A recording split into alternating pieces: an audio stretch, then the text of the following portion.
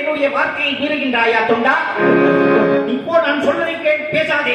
முதலில் வெளியில் சென்று உன்னுடைய மகனை அழைத்து பார், வருவான். அப்படி இருப்பான். தங்கள் சித்தப்பிரகாரம் வெளியில் செல்கின்றேன்.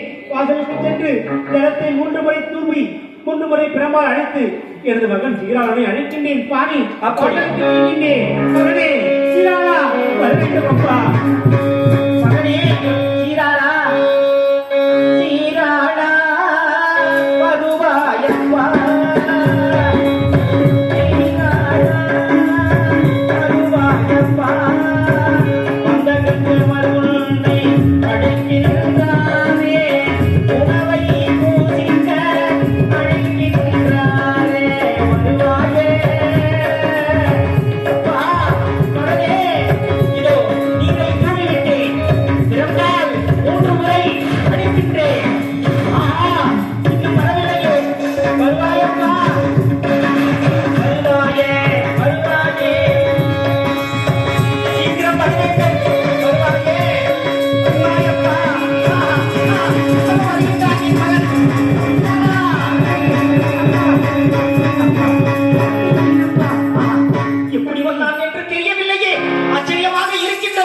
மகனே, நீ என் மகன் சீராளனா?